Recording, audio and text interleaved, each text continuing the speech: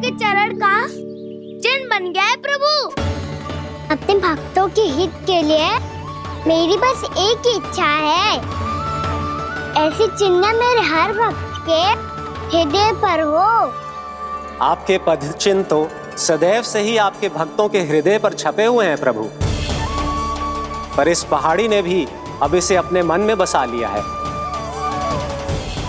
तो युगों युगों तक इस पहाड़ी को चरण पहाड़ी के नाम से जाना जाएगा। तो युगों युगों तक इस पहाड़ी को चरण पहाड़ी के नाम से जाना जाएगा। तो युगों युगों तक इस पहाड़ी को चरण पहाड़ी के नाम से जाना जाएगा।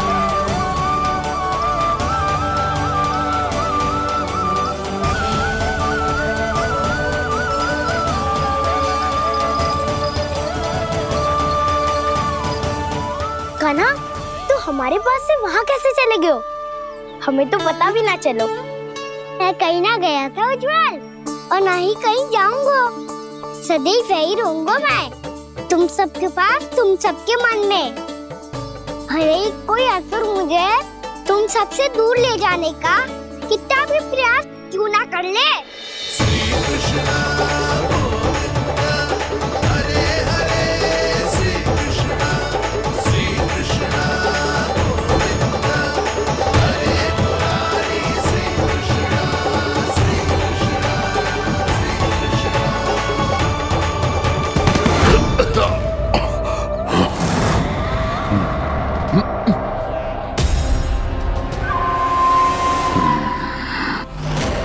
भले ही कितनी भी लीला क्यों न रच ले वो, आज उस छलिया कहलाने वाले विष्णु का सामना सच्चे छलिया से होगा।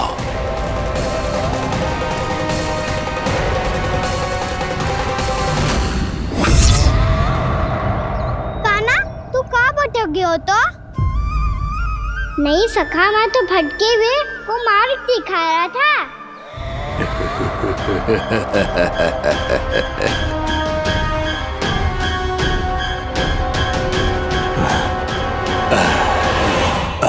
फिर से कहीं मत चले जाइयो, बहुत कठिनाई से फिर से तेरा साथ मिलो है हमें।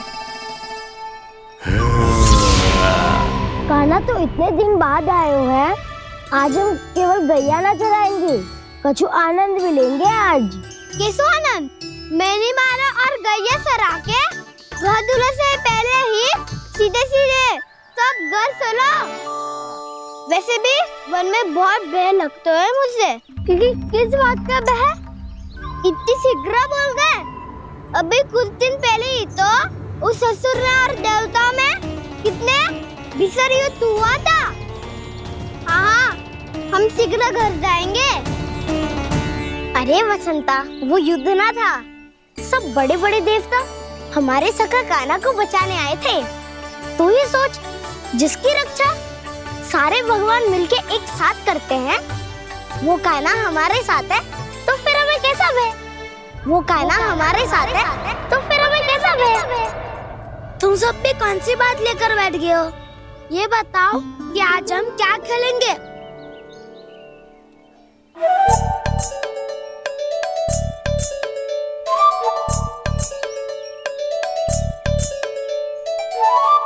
चोर प्रहरी खेले। चोर प्रहरी? हाँ, इस पे एक जन प्रहरी बनते हैं और शेष बनते हैं सब चोर। और चोर का कार्य होगा भागना और छुपना, और प्रहरी का कार्य होगा चोर को पकड़ लेना। अरे वाह कान्हा, क्या खेल बताए हो है। इसमें तो बहुत आनंद आएगा। ये खेल भले ही तुम सब खेलोगे बालकों, पर आनंद तो मैं ही लूंगा।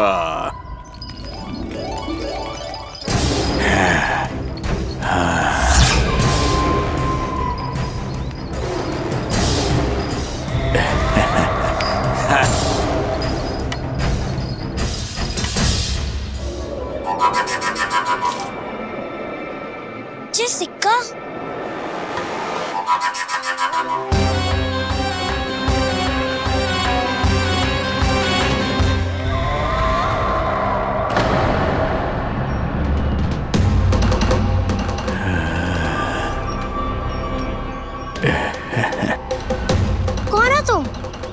छलिया, मायावी छलिया।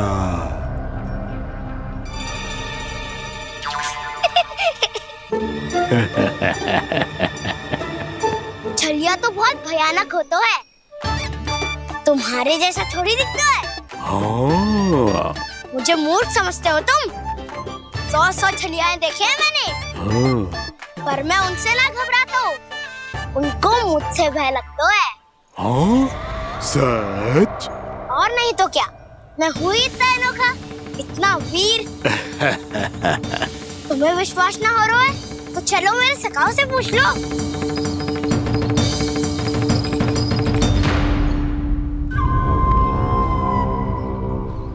वहाँ क्या देख रहे हो? इधर देखो उज्जवल।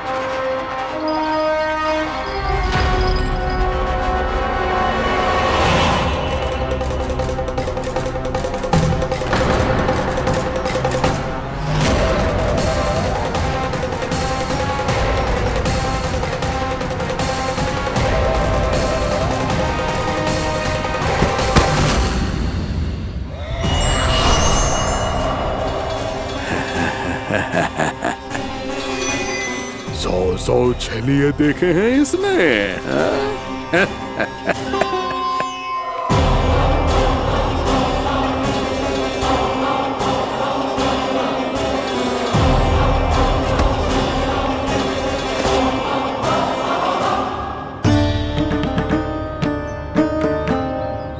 किसे देख रही हो कान्हा? उज्जवल को। कहाँ चले गया वो?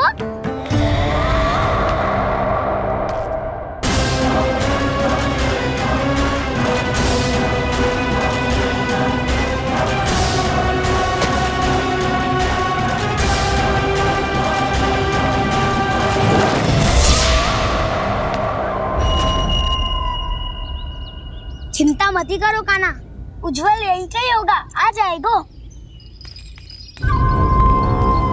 क्या हो गया कान्हा? तूने कही थी ना कि हम चोर प्रहरी खेलेंगे, तो खेल क्यों ना रहो? तुम्हारी प्रतीक्षा कर रहे थे। वैसे तुम कहाँ रह गए थे?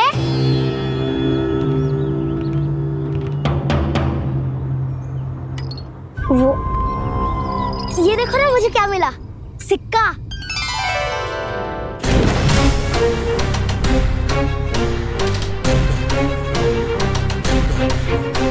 दीदी दिखा दिखा। ना ना, ऐसे ना, ये सिक्का मैं उछालूंगा और जिसके हाथ में आया वो बनेगा प्रहरी और अन्य सब चोर। शिकार है। यदि मैं प्रहरी बन गया तो बहुत सरलता से इस कृष्ण को पकड़कर गुफा में ले जाऊंगा और वहीं इसकी हत्या कर दूंगा। इसे इसके ही यंत्र में फंसाना होगा मुझे।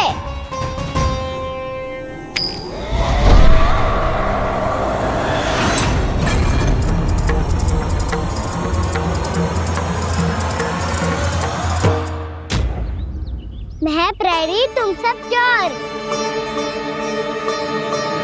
कोई बात नहीं कृष्ण, अब इस उज्जवल की तरह पहले तुम्हारे सारे सखाओं को फंसाऊंगा मैं और फिर ले जाऊंगा तुम्हें।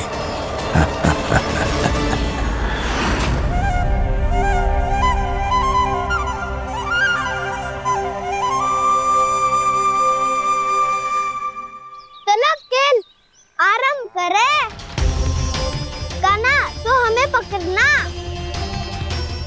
आंखें बंद कर कान्हा।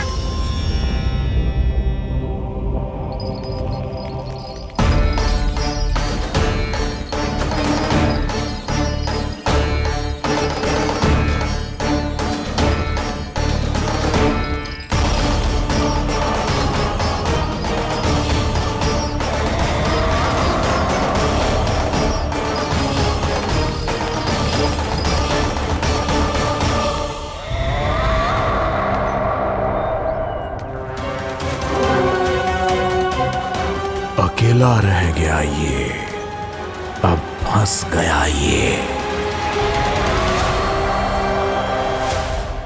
सुबल।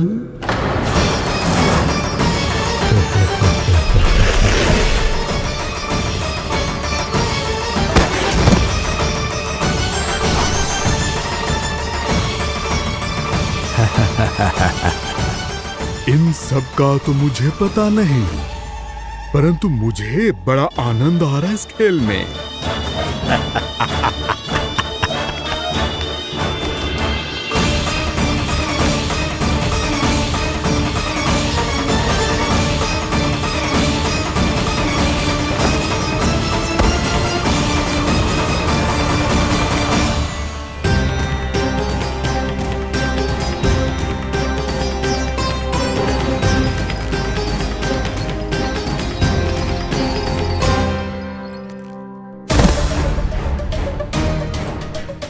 बसंता,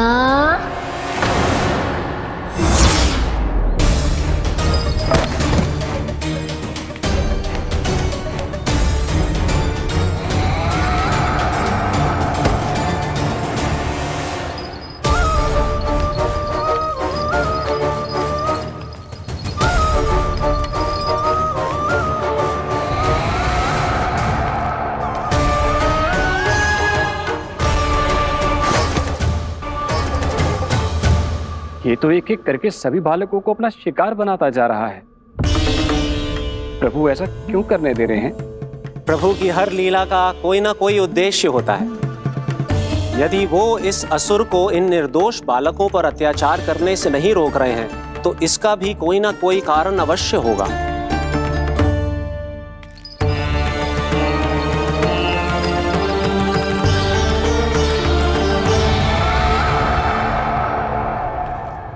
श्री दामा,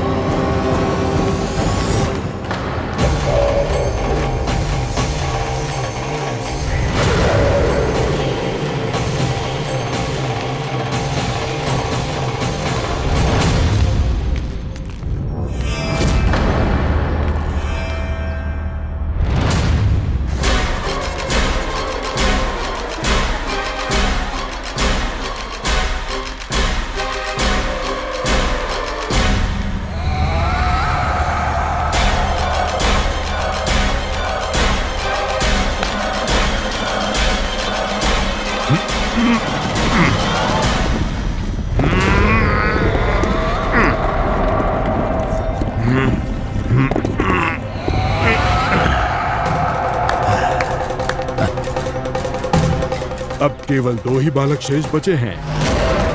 दोनों को पकड़कर ये खेल ही समाप्त कर दूंगा।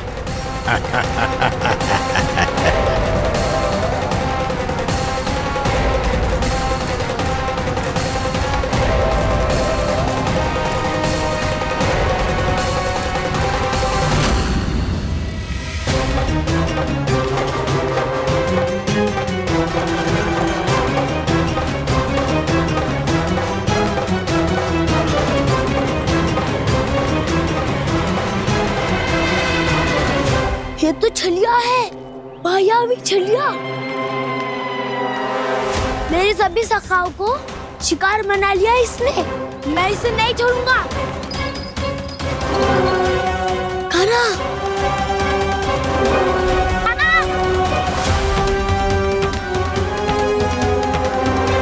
कान्हा, कान्हा।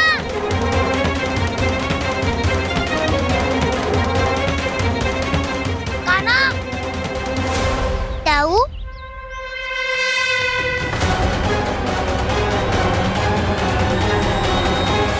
छलिया हो तुम। तुमने मेरे सखाओं का अपहरण किया है। मैं छलिया ना हूँ ना, मैं तो आपका छोटा भाई हूँ, आपका कान्हा। मैंने सब कुछ अपनी आंखों से देखा है। बस तुम छलिया ही हो। रूप बदल बदल कर मेरे सखाओं का अपहरण कर रहे हो। ये क्या कह रहे हो दाऊ? आप ही मुझे नहीं पहचानोगे तो कौन पहचानेगा? कान्हा, ये नहीं, मैं हूँ वास्तविक बलराम, तुम्हारा दाऊ।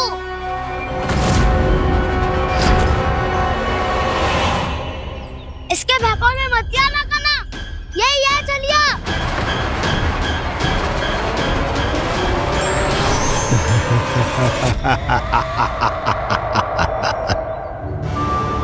बुद्धिमान बालक, केवल तुमने ही पहली बार में माना है कि मैं ही वास्तविक छलिया हूँ। पर हम तुमसे भयभीत नहीं है दस।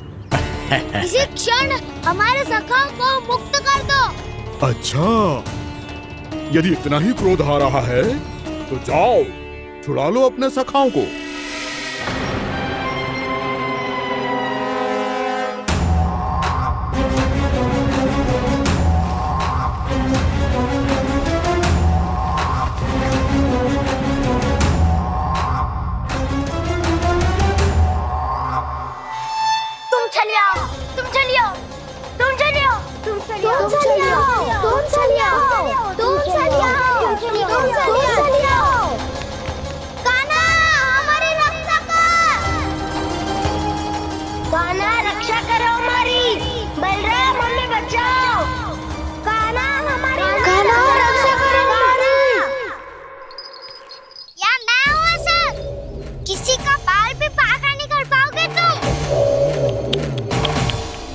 बालक, पर मैंने तो पहले ही तुम्हारे सखाओं को उस कंदरा में पहुंचा दिया है। बेचारे इस समय घबरा के रो रहे होंगे, सहायता की भिक्षा मांग रहे होंगे। जानते हो तुम उन सबका अपहरण क्यों कर पाए? क्योंकि मैंने तुम्हें कर नहीं दिया, ताकि मुझे तुम्हारा सामना करने के लिए एकांत मिल सके। अच्छा। आओ, जाके सखाओं को बचाओ। इस दुष्ट के लिए मैं पर्याप्त हूँ।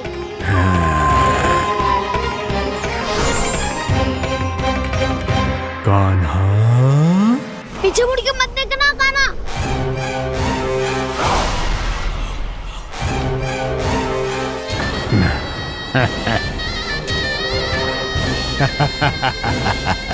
अपने सखाओं की तरह अब तुम भी फंस गए कृष्ण। अच्छी कलाकारी कर लेते हो रावणासुर। किससे सिखाया ऐसा स्वांग करना? स्वांग नहीं, माया है ये विद्या मैंने अपने पिताश्री से सीखी है। माया के महान आचार्य मायासुर। तो तुम मायासुर के पुत्र हो, पर जिसके सामने ना माया जाल बुनने का प्रयास कर रहे हो, ये माया के स्वामी है। ये मायाधर विष्णु है। ये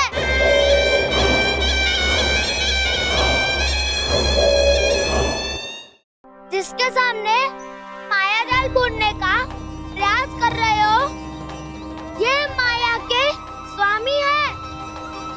ये मायाधर विष्णु है। ये अच्छा, तो होते रहे। मैं तो इनकी हत्या करने आया हूँ और हत्या करके ही जाऊंगा। दाऊ, आप सखाओं को बचाओ, मैं इनका सामना कर लूंगा। पर कान्हा, अभी आप ही ने तो कहा था माया का स्वामी हूँ मैं।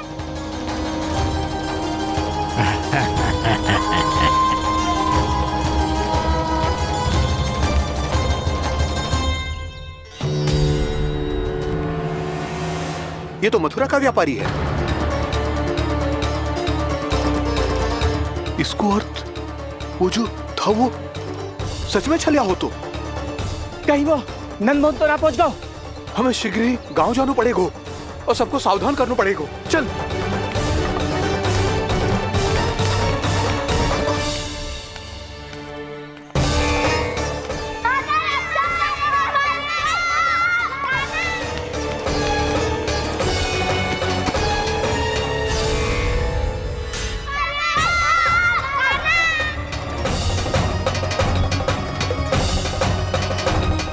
यदि तुम्हें लग रहा है कि मेरे छल के वार से बच गए हो तो मुझसे भी बच जाओगे। ये तुम्हारी सबसे बड़ी भूल है कृष्ण। मेरे पास बहुत सारे मायावी अस्त्र हैं जो क्षण भर में ही तुम्हें विष्णु लोक पहुंचा देंगे। तो फिर प्रतीक्षा क्यों कर रहे हो? बालक, मैं परिहास नहीं कर रहा हूँ। मुझे पता है, तभी तो कह रहा हूँ शीघ्र दिखाओ ना। मुझे तुम्हारे सारे मायावी अस्त्र देखने हैं। कैसे बालक हो तुम? मैं यहाँ खेल दिखाने नहीं आया हूँ। तो समय व्यर्थ क्यों कर रहे हो ब्रह्मासुर? जो करने आए हो वो ही करो ना। अब देखो कैसे तुम्हारे प्राण एक ही वार में इस देह का साथ छोड़कर उड़ जाएंगे। मेरी मायावी अग्नि तुम्हारे भोले भाले से इस मुख को जलाकर भस्म कर देगी।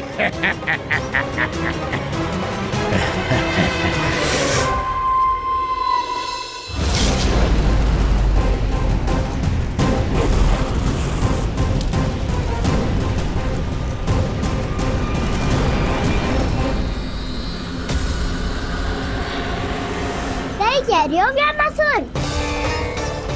बोला बाला तो दिखता हूँ मैं।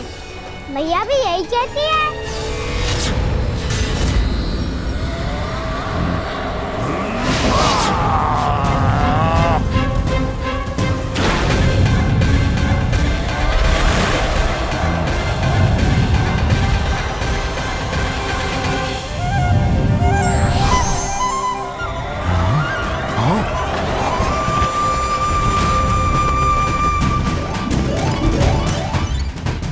आसन को उपहार देने के लिए बहुत बहुत धन्यवाद ब्रह्मासुर।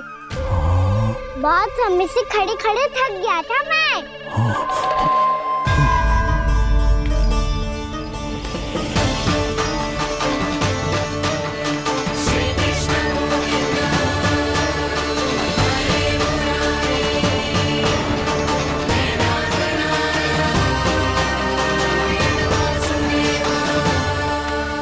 अगला अस्त्र दिखाओ ना।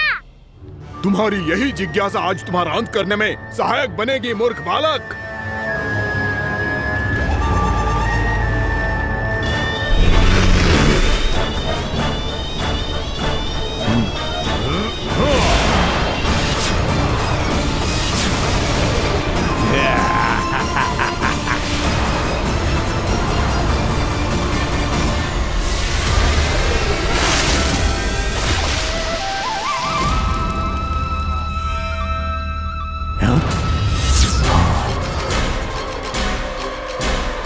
अच्छा, पर प्रक्षालन करना चाहती थे तो पहले क्यों नहीं बताया?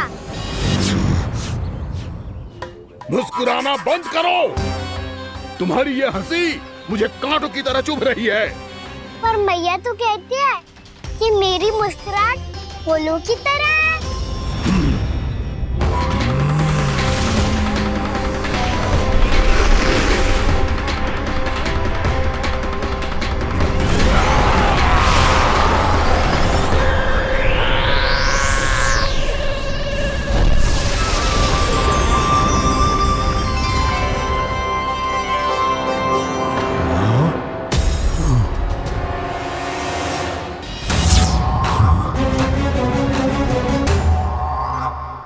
था ना मेरी मुस्कुराहट बिल्कुल इन्हीं फूलों की तरह है।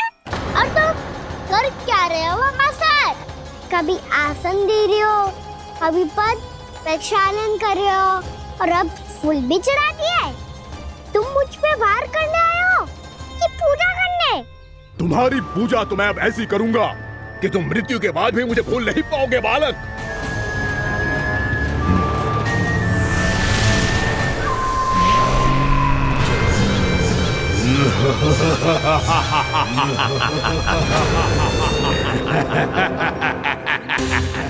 कान्हा, ये चट्टान तो मुझसे हिल ही ना रही।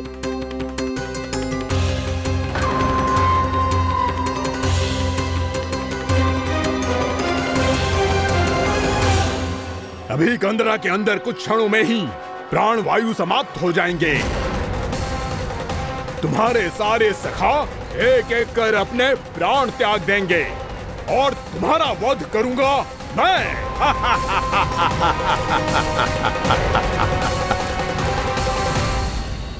अरे सब जन बच के रहना। छलिया आया हुआ है वृंदावन में। अरे छलिया आ गया है। वृंदावन में मायावी छलिया। अरे क्या हुआ? कौन छलिया? मायावी छलिया सबको छलता है वो। हाँ, कुछ भी कर सके है वो। बहुत भयानक। अरे भानु ठहर जरा, क्या हुआ? बहुत भयानक है वो, बच के रहना सब लोग। अरे भेष बदल ले तो है वो। हाँ। क्या हुआ? छलिया है वो। अरे मेरी बात तो बताओ। रानी भाभी, रानी भाभी, कान्हा घर पर ही है ना? ऐसे भड़बड़ा क्यों रहे हो? कोई भूत देख लियो है क्या? भूत ना भाभी, छलिया से भेंट हो गई। सच्ची का मायावी छलिया है भाभी। क्या उल्टा सीधा बोले जा रहे हो? ठीक से बताओ। अब बोलो भी। वो कान्हा के पीछे पड़ो है वो। मेरे लल्ला के पीछे? हाँ रानी भाभी, हमारे अचेत होने से पहले हमने उसे ये कहते सुना था कि वो वृंदावन आने वाला है कान्हा से मिलने। हे नारायण, मेरे कान्हा की रक्षा करना।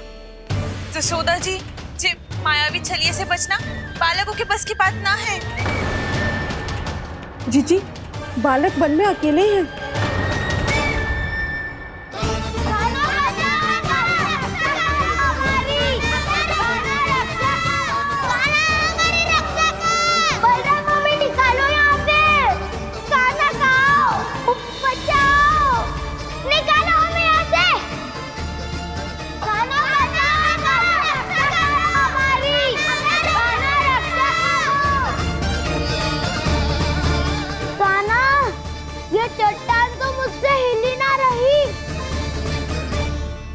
यदि मैं माया का स्वामी हूँ तो आप भी बल के स्वामी हो। ताऊ, अपनी क्षमता, अपना सामर्थ्य स्मरण करो।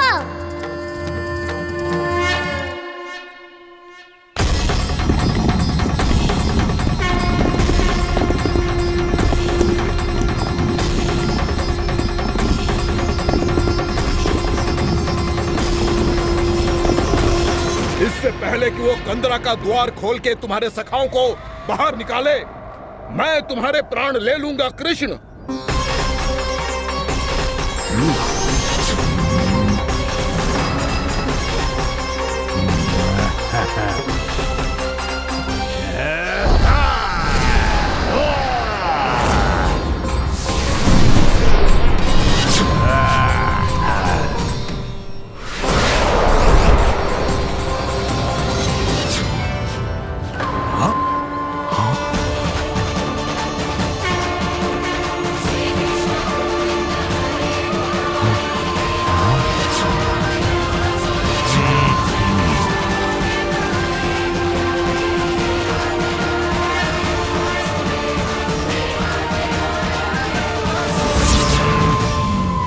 अब कितनी पूजा करोगे ब्रह्मासुर?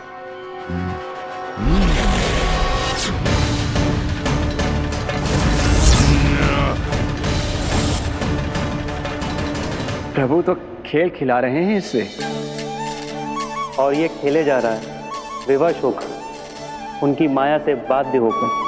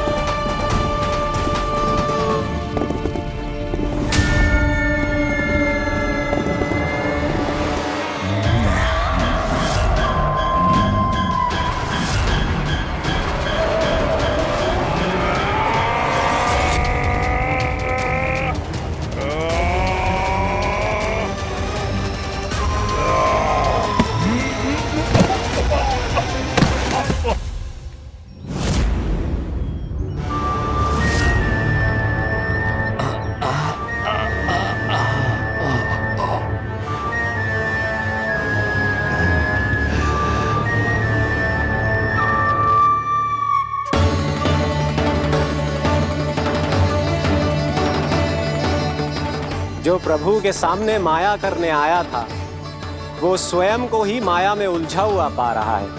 नारायण नारायण। लो, अब तो तुमने दंडवत प्रणाम भी कर लिया, माया भी कथा भी उपहार में दे दी। तुम चाहते क्या हो वामासुर? मेरी शरण में आना है क्या?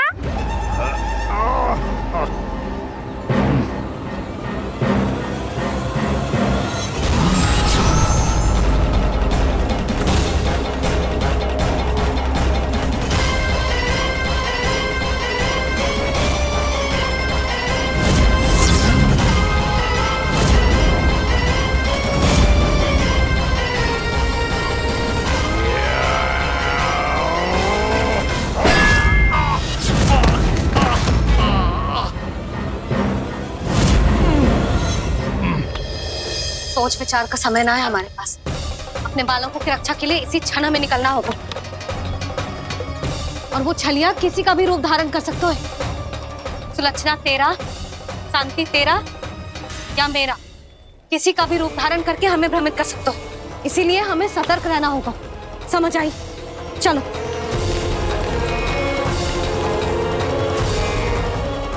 अभी भी समय है वामासुर, समझ जाओ। यदि मैया आ गई तो बात गड़बड़ हो जाएगी।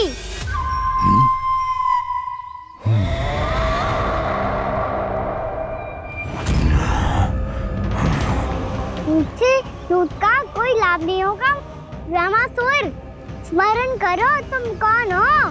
मायासुर का पुत्र हूँ मैं, अपने स्वामी महाराज कंस का सेवक हूँ, और तुम्हारा हूँ मैं काल।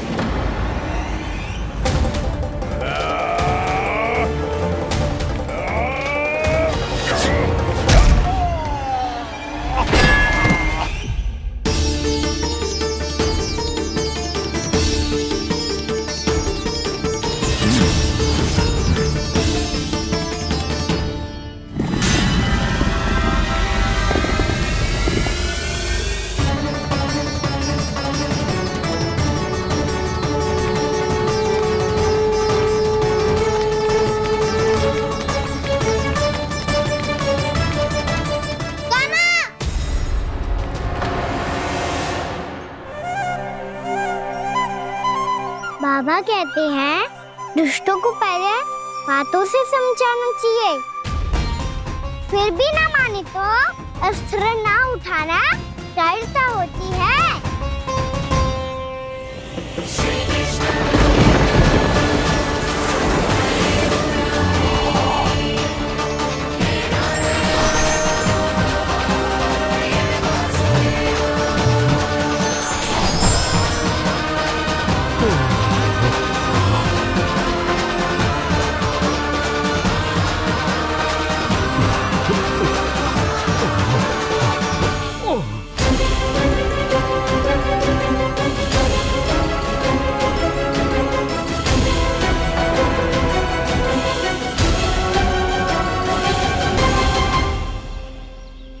पता था मुझे, अपने बाबा के स्वरूप को हानि नहीं पहुंचाओगे। सही कही तुमने। पिता की छवि ही पिता के समान भी आनंदीय होती है। वामासुर, वामासुर। ये मैं अपने वास्तविक रूप में कैसे आ गया?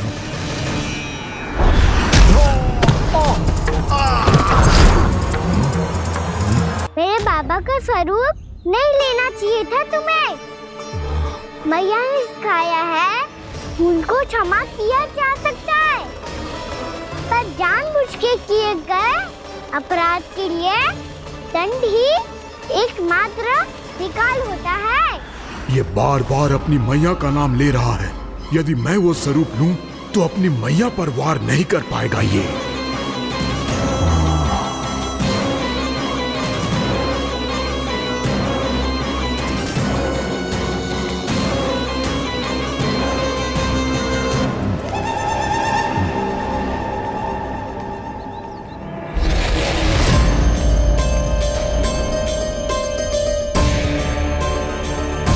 लल्ला, मैं तेरी मैया हूँ, अपनी मैया को मारेगा? बच गया। समझाया था पर तुमने एक बार फिर से मूर्खता कर ही दी। इस पर तुमने पहले से भी बड़ी और पहले से भी भयंकर भूल किया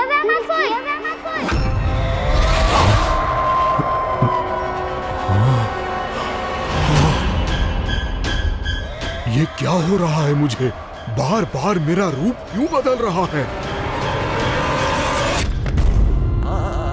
ममता को समझे बिना अधिक समय तक मैया का स्वरूप हरण करके नहीं रख पाओगे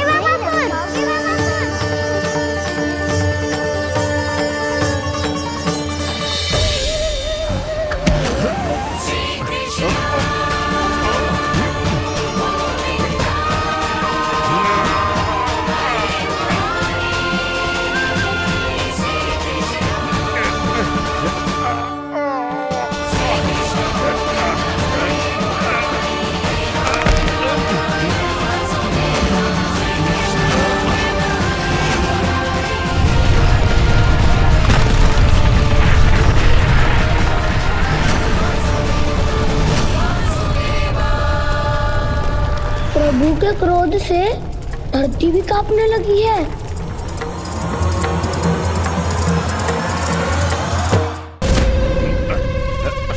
पुत्र को मारने के उद्देश्य से एक माँ का रूप लिया तुमने।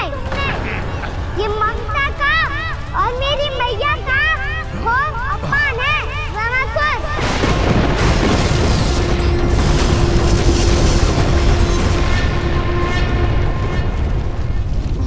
इससे पहले इस असुर के कारण निर्दोष प्राणियों का कोई अहित हो, मुझे कुछ करना होगा।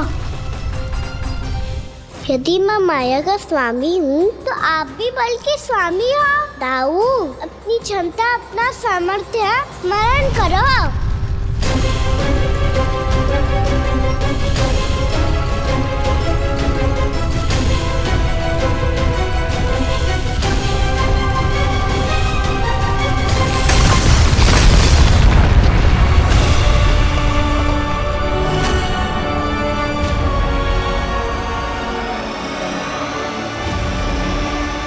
अद्भुत बल दाऊ, अद्भुत।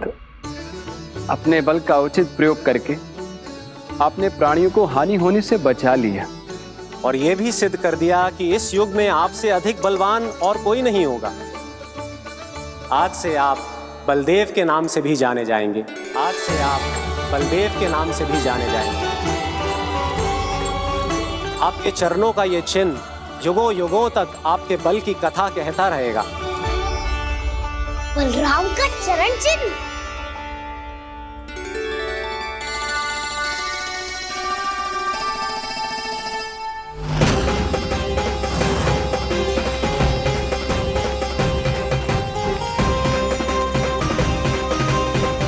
मेरी माया से आज तक कोई नहीं बच पाया है।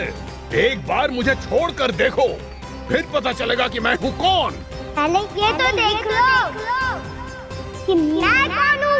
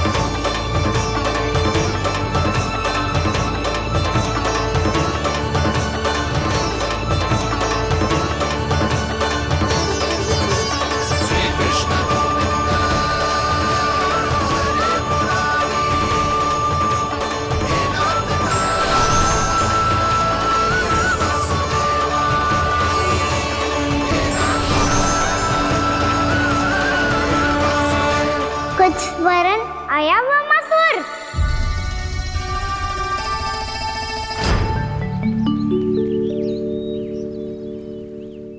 बहुत समय पहले की बात है, बहुत बड़े भूमाकर राज करते थे तुम्हें मान राजा भीमम के नाम से जाना जाता था।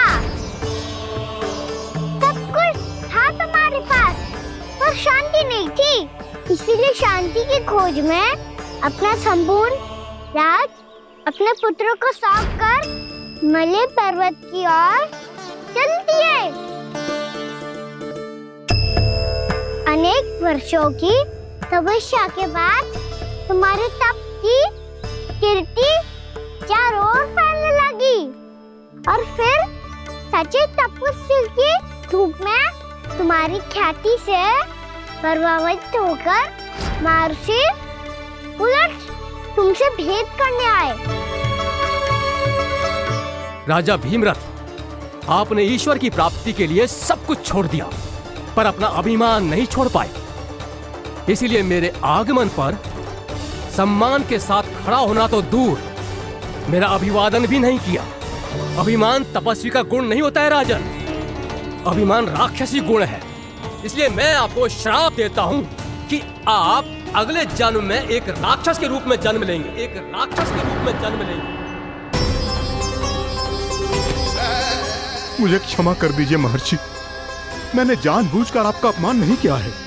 मैं तो यहाँ पर शांति की खोज में आया था, अपने भीतर के संसार में गहरे सोच विचार में डूबा हुआ था मैं। मुझे क्षमा कर दीजिए महर्षि, मुझे क्षमा कर दीजिए। अपनी भूल का आभास प्रायश्चित की ओर पहला पग होता है। मैं अपना श्राप तो वापस नहीं ले सकता, परंतु आपको एक वचन अवश्य दे सकता हूँ। जब भी प्रभु नारायण का अवतार होगा, आपको उचित समय पे वो वरदान देंगे जिसकी आप लंबे समय से प्रतीक्षा कर रहे हैं।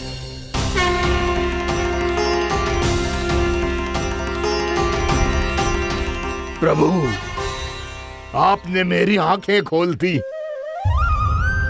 अब मुझे पता चल गया है कि आप कौन हैं और मैं कौन हूँ। इसलिए आप मुझ पर कृपा करके अपने चरणों में स्थान दे दीजिए। मुझे वो शांति प्रदान कीजिए जिसकी खोज में मैं वर्षों से भटक रहा हूँ। शांति तो मोक्ष में ही है, इसीलिए मैं तुम्हें मोक्ष का वरदान देता हूँ।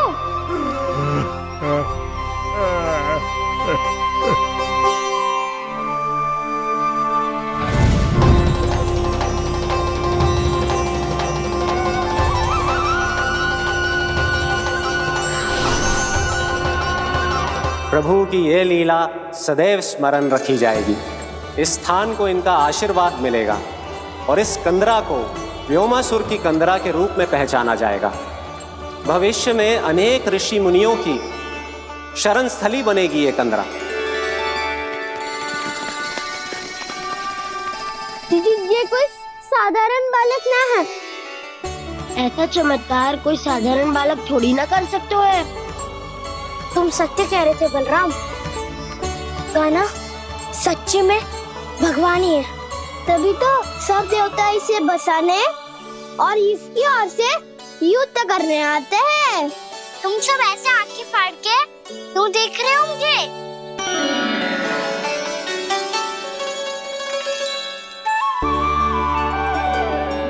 बलराम, तुम बलवान हो और कान्हा भगवान है।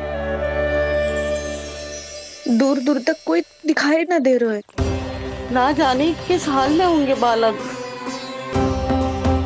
कहीं हम ही तो मार्ग ना भटक गए शीघ्रता के चक्कर में।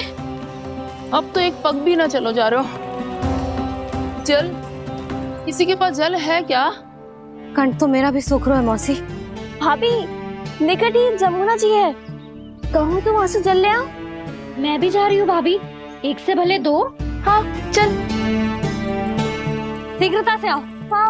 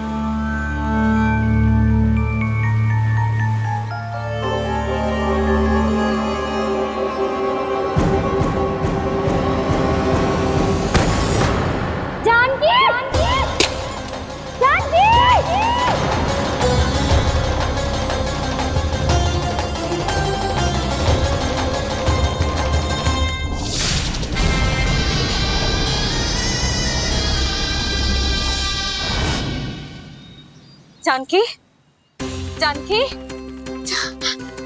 क्या होगा इसे?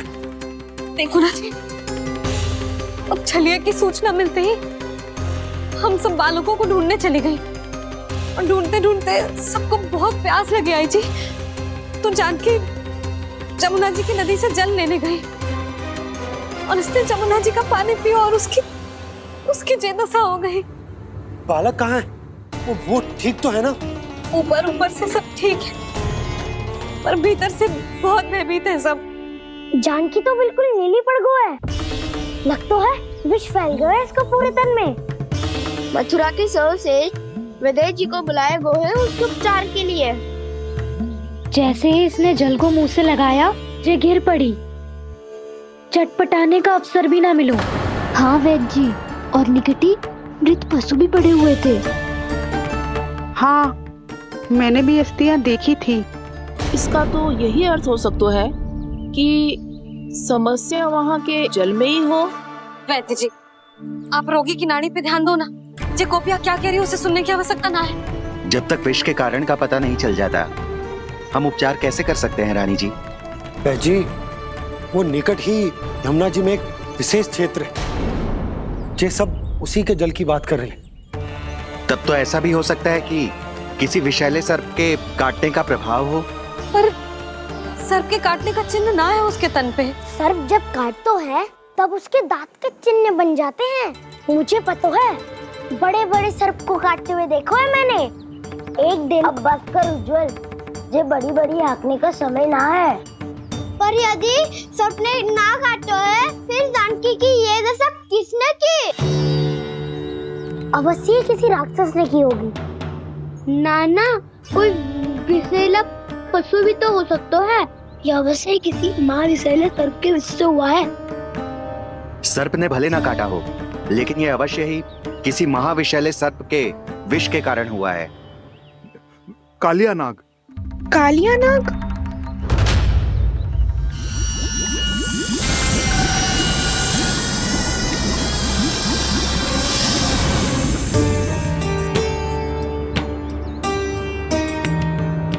संकेतों से तो ऐसा लगता है कि जानकी ने कालिया नाग के क्षेत्र के विशाल जल पी लियो है। कालिया नाग एक लोक सुरती है, कल्पना में गढ़ी हुई एक कथा, और कछु ना है। हमें जाके पता लगाना पड़ेगा। पर हमें वहां जाने से मना क्यों है ना बड़ों ने? उज्जवल सही कह रहे हो है। इस समय जानकी के स्वार्थ से अधिक महत्वपूर्ण और कछु ना है। जानकी हमारे लिए ही जलाने गई थी जी। ना मैं उसे जाने देती ना जैसा वो तो। वैद्य जी, आप शीघ्र कछु करो, कैसे भी कछु भी करो, पर इसके प्राण बचा लो। यशोदा, धैर्य रखो, श्री नारायण पर विश्वास रखो, वो सब ठीक कर देंगे।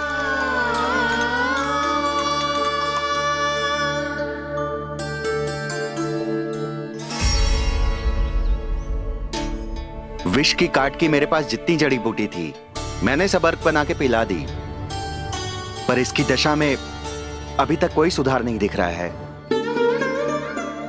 यह अंतिम जड़ी बूटी है। अगर इससे भी चमत्कार नहीं हुआ तो फिर जो नारायण की इच्छा।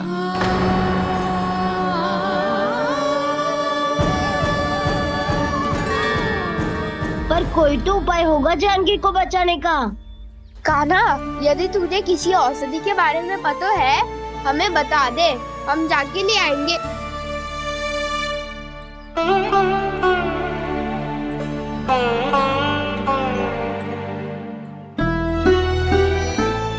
हे नारायण, हे प्रभु, मेरी जानकी के प्राण बचा ले प्रभु।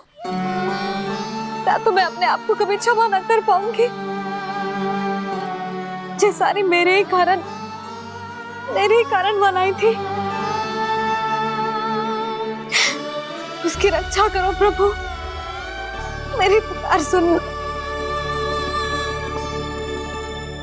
कान्हा, तूने हमें वत्सासुर से बचाया था ना? और बकासुर से भी तो। और छलिया से भी तो तूने ही बचाया था ना हमें। क्या ऐसा कोई उपाय ना है जानकी को बचाने का? धन्वंतरी,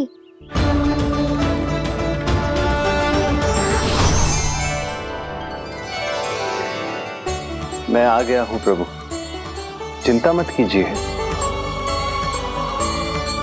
आपके आदेश का पालन अवश्य होगा। यशोदा मैया,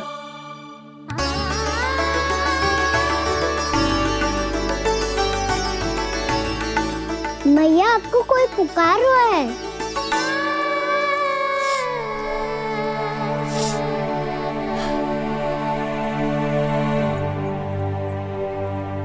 चिंता मत करो मैया, अब धन्वंतरी जी आ गए हैं, वो सब संभाल लेंगे। धन्वंतरी जी कौन है? जिन्होंने संसार का आयुर्वेद दिया, आरोग्य के देवता, वे श्री नारायण के अवतार।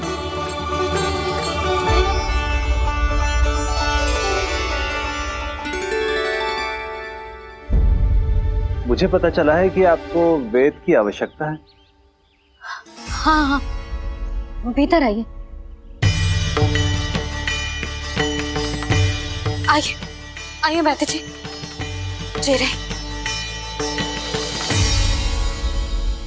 मथुरा का सर्वश्रेष्ठ वैद्य अर्थात मैं यहाँ आ चुका हूँ और रोगी को जितनी औषधि की आवश्यकता थी सब दे चुका हूँ। निश्चित रूप से आपने विष की काट के लिए बहुत ही उत्तम अर्क तैयार किया है, इसीलिए किसी और वैद्य की आवश्यकता नहीं है। किंतु आप अकेले कितना कुछ करेंगे वैद्यराज, मुझे अपना सहायक ही बना लीजिए। पर जो करना था मैं पहले ही कर चुका हूँ। हाँ, वो तो आप कर चुके हैं, बस रोगी के तन से विष निकालना शेष है ना वैद्यराज? हाँ हाँ, बस वही शेष है। इनके रक्त को विष रहित करने में मैं आपकी सहायता करूंगा। पहले ये संजीवनी मानी जाने वाली इन लाल फूलों की बूटी को भी घिसना है ना?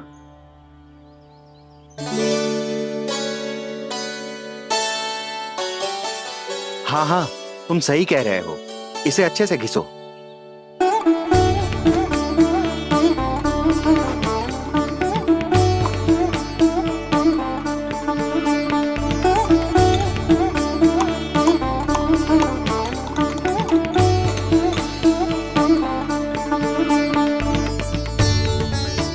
और ये नीले फूलों को भी तो मिलाना है ना?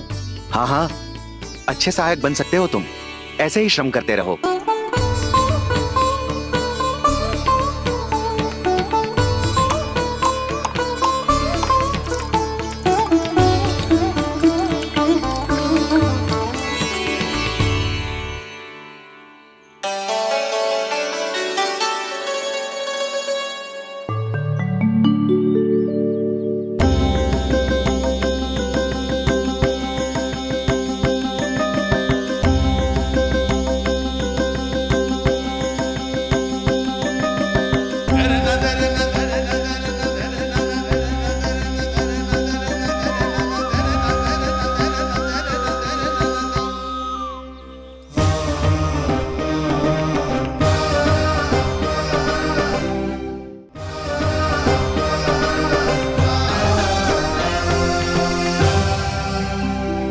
जानकी स्वस्थ तो हो जाएगी ना धन्वंतरी जी?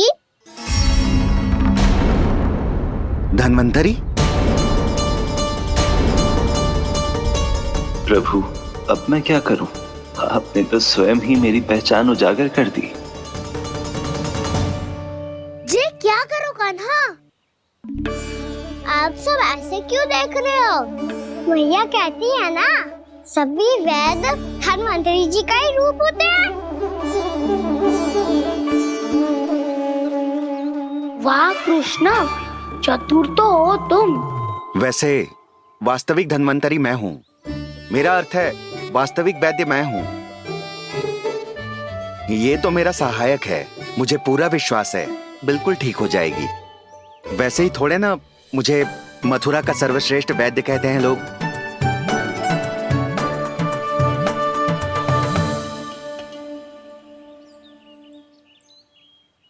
जसोदा भाभी,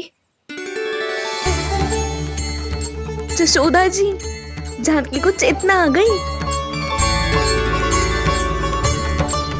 जानकी, जानकी, जानकी, तू ठीक है ना? क्षमा करना भाभी, मैं आपके लिए जल ना ला पाई। बस बहुत भूख लगी है। मैं अभी कछु लाती हूँ। जानकी, माखन खाओगी?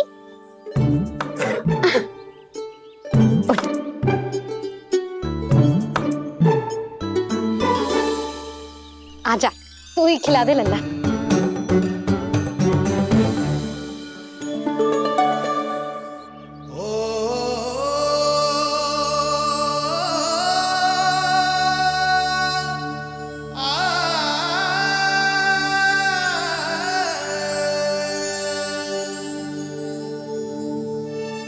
तुम सब मेरे लल्ला को माखन चोर कहती हो ना? आज देखो, अपना ही माखन जानकी को खिला रहे हो।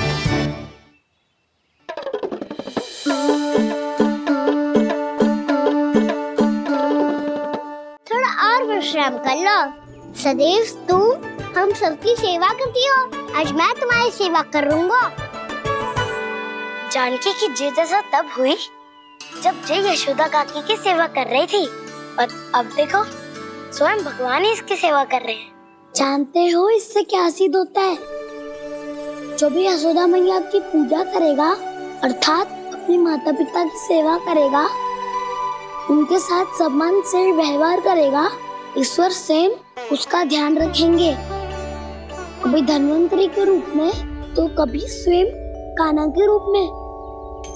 भक्त और भगवान का देखो कैसा ये अनुराग,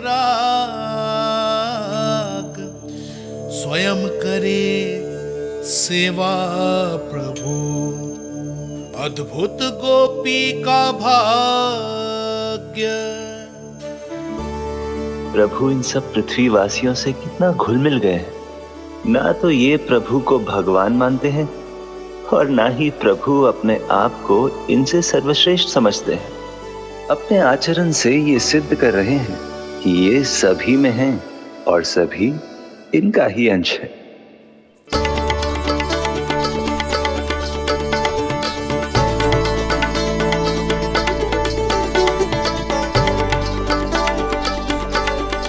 प्रभु,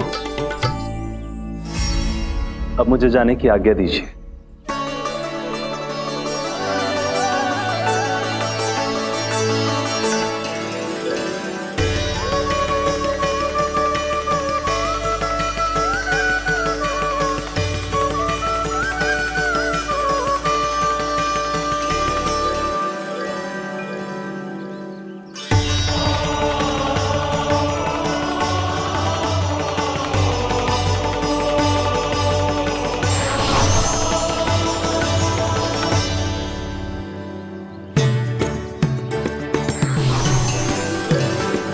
कान्हा ने तो सच्ची में धन्वंतरी जी को बुला लिया था।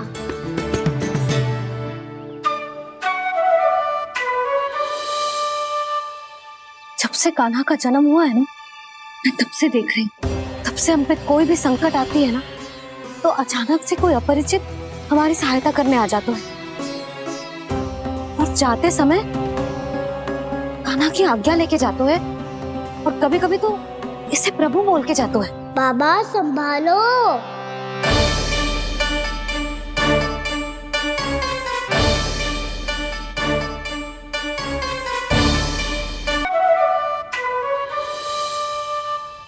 जब से कान्हा का जन्म हुआ है ना, मैं तब से देख रही हूँ, तब से हम पे कोई भी संकट आती है ना, तो अचानक से कोई अपरिचित हमारी सहायता करने आ जाता है, और जाते समय कान्हा की आज्ञा लेके जाते है, और कभी कभी तो इसे प्रभु बोल के जाते है।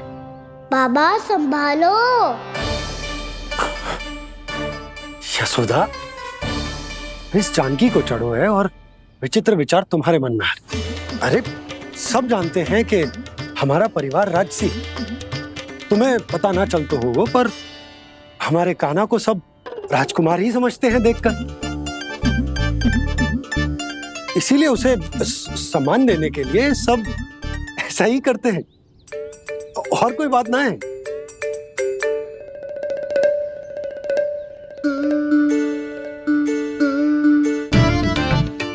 अब जे मेरे लल्ला को ऐसे क्यों घूर रहे हैं?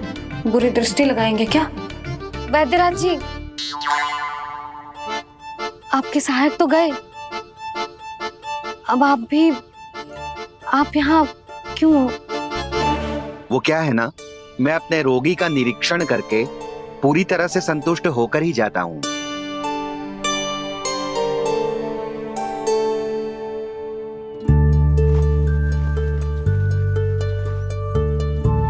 हाँ, संकेत तो अच्छे हैं, कल सुबह तक बिल्कुल ठीक हो जाएगी। धन्यवाद वैद्य जी।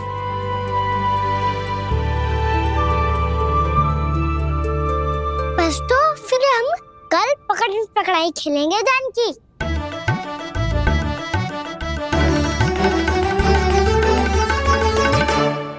भानु, बंसी, जाकर उस क्षेत्र के चारों ओर बाढ़ बनवा दो और वहां सूचना पट्ट भी लगा देना, ताकि जानकी के साथ जो हुआ है वो किसी और के साथ ना हो। शीघ्र जाओ। जी ठीक है।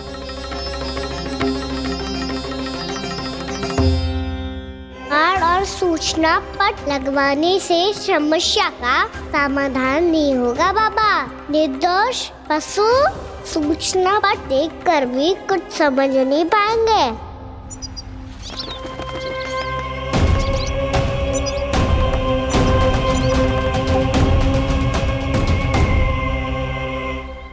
तो तुम्हारे कहने का अर्थ यह है कि व्योमासुर मारा जा चुका है और वो बालक अब भी जीवित है।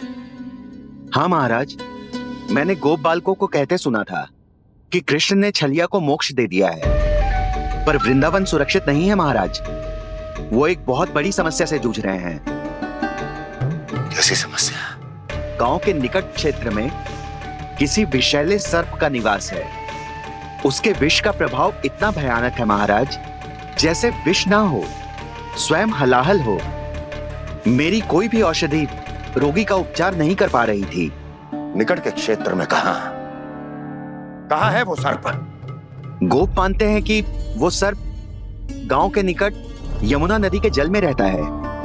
मुझे तो लगता है महाराज, ये कालिया नाग की कथा कोई किंवदंती या लोक श्रुति नहीं, एक सच्चाई है, एक विषैली सच्चाई।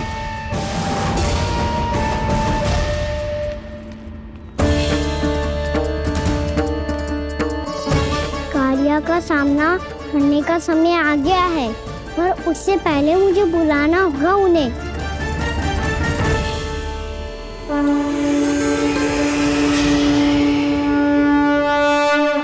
संसार के दारुण भय का नाश करने वाले, सभी कष्टों का हरण करने वाले, विश्व का समस्त ऐश्वर्य प्रदान करने वाले, कमल जैसे लोचन, मुख और चरणों वाले आजानुभुज श्री राम को मैं बार बार नमस्कार करता हूँ। आपदामपहर्तारं दातारं सर्व संपदा लोकाभिरामं श्री रामं भूयो भूयो नमाम्यहम्। कागभूषोंडी कागभूषोंडी कागभूषोंडी। प्रभु क्षमा करें, मुझे जाना होगा।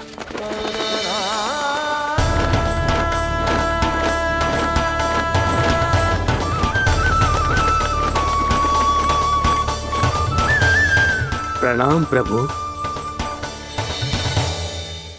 अनेक बार मैं आपके दर्शनों के लिए आया प्रभु। कभी नंद भवन के झरोखों से आपके दर्शन करके चला जाता था, तो कभी दूर किसी वृक्ष की आड़ से आपको निहार लिया करता था। आज आपने स्वयं मुझे बुलाकर धन्य कर दिया प्रभु।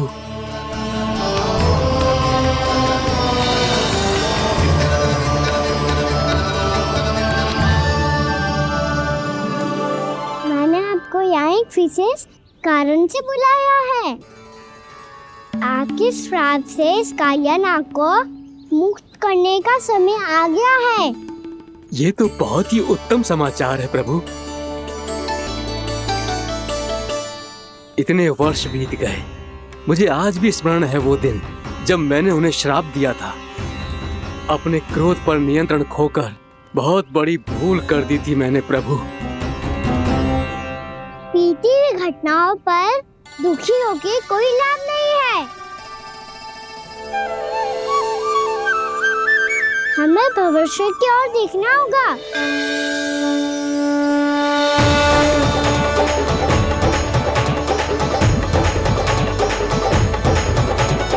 आदेश कीजिए प्रभु, क्या आज्ञा है आपकी? जब मैं कालिया नाग का सामना करने जाऊं, तो आप यही रहेगा। आपको अपने आप पता चल जाएगा कि कब क्या करना है। और हाँ, लौटते जाते समय नारद मुनि से कहिएगा, वो आकर मुझसे भेंट करे। अवश्य प्रभु, प्रणाम। क्या इसने सच्ची में देवर्षि नारद को बुलाया है? नारायण नारायण, आपको संदेश भेजने की आवश्यकता नहीं थी। आप स्मरण करते और मैं चला आता। तुम्हारा कल्याण हो नारद।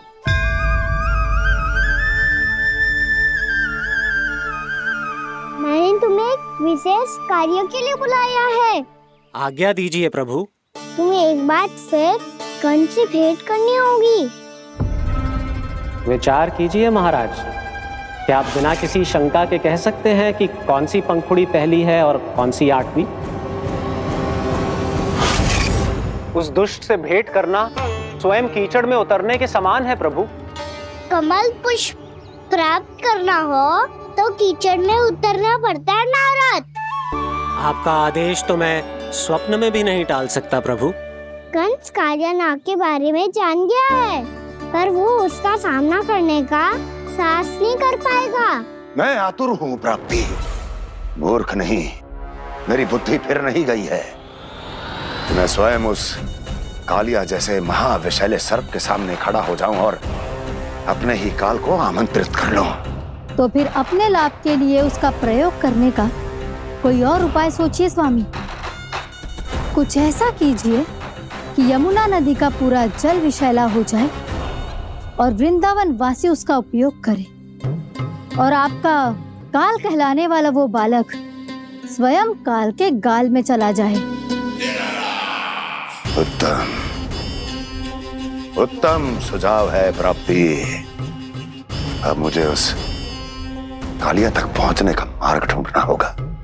उसको विवश करने का कोई उपाय ढूंढना होगा, क्योंकि व्यक्तिगत रूप से उससे भेंट करना असंभव है। असंभव। आप सही कह रहे हैं प्रभु। कंस में उतना सामर्थ्य नहीं कि वो कालिया नाग का सामना स्वयं कर सके। वैसे तो कालिया गरुड़ देव का भी सम्मान नहीं करता, तो फिर वो कंस का सम्मान क्यों करेगा भला? नहीं करेगा, पर कंस तुम्हारा सम्मान अवश्य करेगा नारद। तुम्हारी बातें भी सुनेगा और मानेगा भी।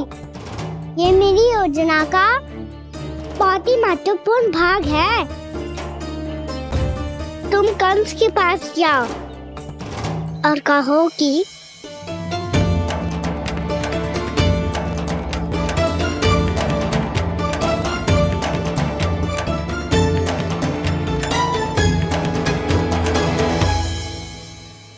संतान अपने माता पिता को तीर्थ का सौभाग्य दिलाती, और मेरा लल्ला कितना महान कि उसने हमारे घर को ही तीर्थ बना दिया।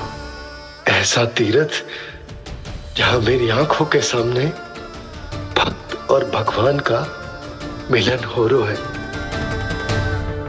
जो आज्ञा प्रभु।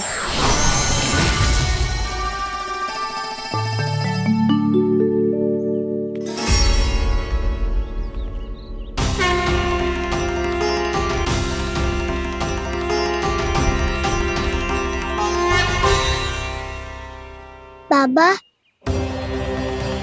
कान्हा, ये सब क्या चल रहा है? पहले काग भुसुंडी जी और फिर ये नारद जी, क्या योजना बना रहे हो तुम? कान्हा, बताना लल्ला, क्या सोच रहे तू? कान्हा देख, अगर तुझे अपने बाबा को ना बताना हो ना, तो अपने भक्त को बता दे। क्या सोच रहे हो लल्ला? क्या करने वाले हो आप?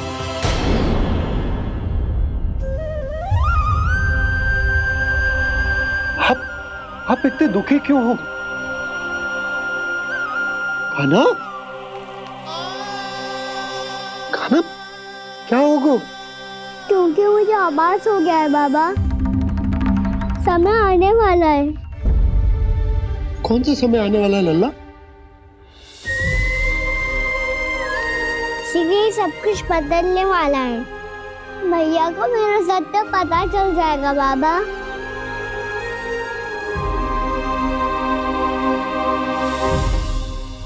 पर लल्ला, इसका काक भुसुंडी और कालिया नाग से क्या संबंध है? ऐसा क्या हुआ था और क्या होने वाला है?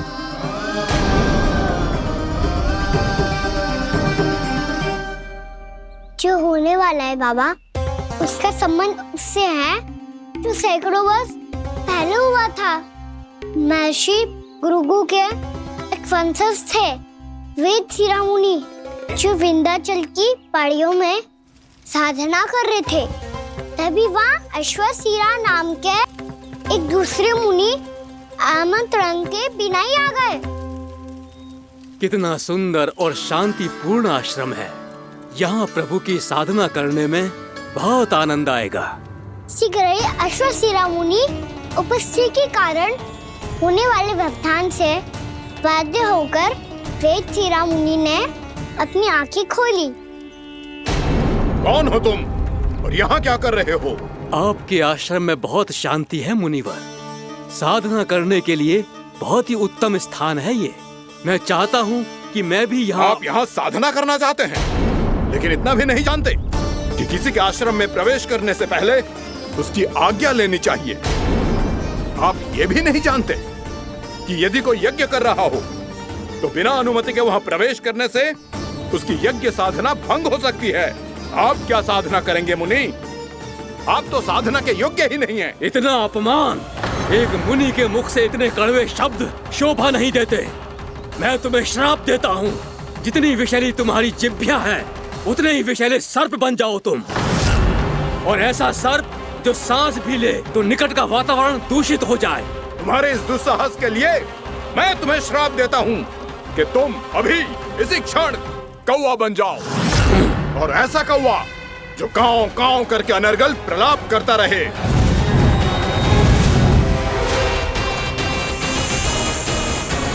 ये मैंने क्या किया? ये मैंने क्या किया?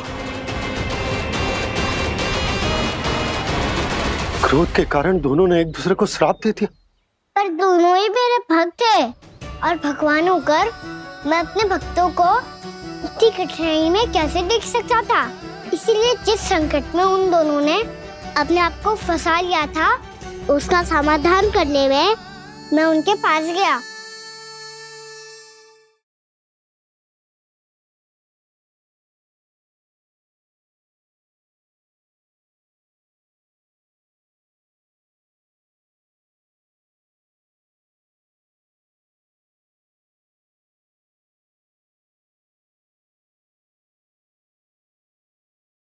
तंग करे मैया को खिजाए, खेले रूठे मनाए।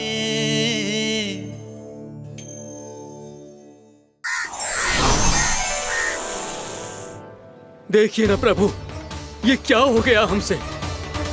हमारी रक्षा कीजिए प्रभु, मार्ग दिखाइए हमें। क्रोध पर नियंत्रण ना होने के कारण आप दोनों ने एक दूसरे को बहुत ही भीषण संकट में डाल दिया है। अब दोनों ही तपस्वी, तप के बल से दिए गए आपके श्राप को लौटाना भी संभव नहीं है। प्रभु कोई तो उपाय होगा, हम आपके शरण में हैं प्रभु। अपराध तो हमसे हुआ है प्रभु, पर अब आपसे ही आशा है, कुछ ऐसा कीजिए भक्त वत्सल, जिससे हम दोनों के श्राप का प्रभाव कुछ कम हो जाए। आप दोनों ही मेरे भक्त हैं, इसलिए आपकी पीड़ा का निवारण करने का एक उपाय है मेरे पास। वेद शिरामुनि, जब आप कालिया नाग बनेंगे तो आपको मेरे चरणों को अपने शीश पर धारण करने का सौभाग्य मिलेगा। और अश्र शिरामुनि, आप काग योनि होने के बाद भी आप श्रेष्ठतम ज्ञान और सर्वाधिक यौगिक सिद्धियों के स्वामी होंगे और प्रवचन दिया करेंगे। इसके बाद अश्वशिरा मुनि काक भुसुंडी बन गए, जिन्होंने आगे चलकर सेम गरुड़ देव को रामायण सुनाई। और मुनि वेदशिरा महर्षि कश्यप और देवी कत्रियों के पुत्र कालियानाग बनकर जल में। और अब वही कालियानाग जमुना जी में, जिनके कारण जानकी के प्राण लगभग चले ही गए थे। अब कालियानाग को उचित स्थान पर भेजने का समय आ गया है बाबा। पर ये तो अच्छी बात है कान्हा, वेद शिरा मुनि को दिया हुआ तुम्हारा वचन भी पूरा हो जाएगा, जमुना जी की शुद्धि भी हो जाएगी। इस सब के बाद भी तुम दुखी क्यों हो? क्योंकि इसके बाद मैया के सामने मेरा रहस्य खुल जाएगा बाबा। उन्हें पता चल जाएगा कि उनका बालक कोई साधारण बालक ना है। भविष्य में जो होने वाला है उसे सबके सामने घटने से रोकना मेरे लिए भी संभव ना होगा। मैया को सब पता चल जाएगा। क्या पता चल जाएगा रे मुझे?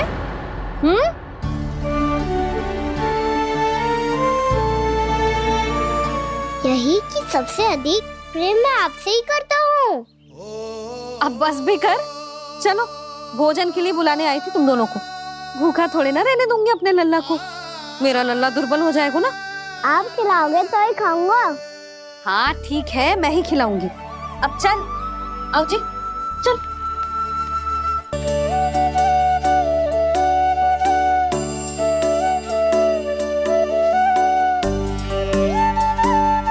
मैया खेलो ना मेरे साथ। मैया सुनो ना, मेरी बात ना मानोगी? अभी बहुत कार्य पड़े लल्ला, देख जानकी को औषधि भी देने जानो है ना। औषधि मैं दे दूंगा, फिर तो खेलोगी ना आप मेरे साथ। पिछले कुछ दिनों से अपनी मैया का अधिक से अधिक प्रेम पाने का प्रयास करो है कान्हा। इसका तो एक ही अर्थ हो सकता कि कछु बहुत बड़ो होने वालों है। कान्हा रुक जा लल्ला। कान्हा क्यों तंग कर रहा है? मैया को पहन लेना। कान्हा, कान्हा, ये क्या करो तूने?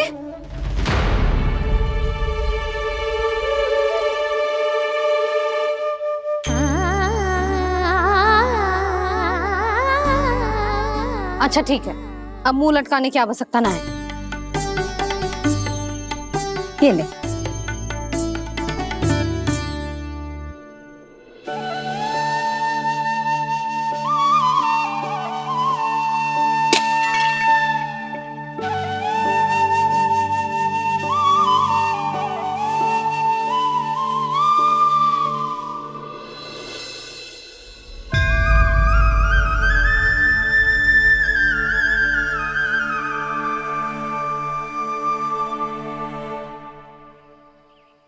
तंग करे मैया को खिजाए, खेले रूठे मनाए, लीला अनोखी करके शरारत, कान्हा दंड भी पाए।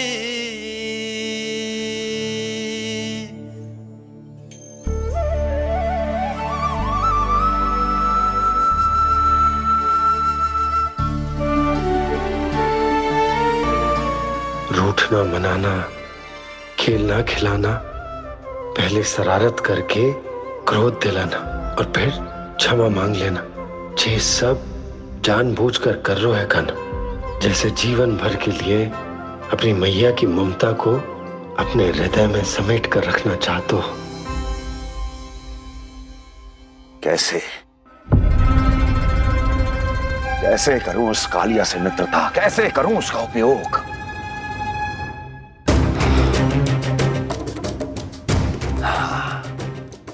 उस पर आक्रमण कर देता हूं और उसे किसी ना किसी तरह से यह विश्वास दिला देता हूं कि यह आक्रमण उस विष्णु अवतार ने किया है। फिर वो क्रोध में आकर सारे वृंदावन वासियों को अपने विष से